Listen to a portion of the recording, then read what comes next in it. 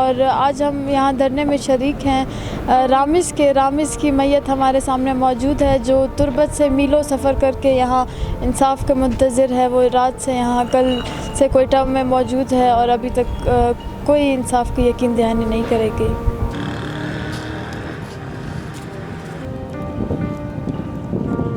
आज हम 2 अक्टूबर से लेकर आज 6 अक्टूबर है।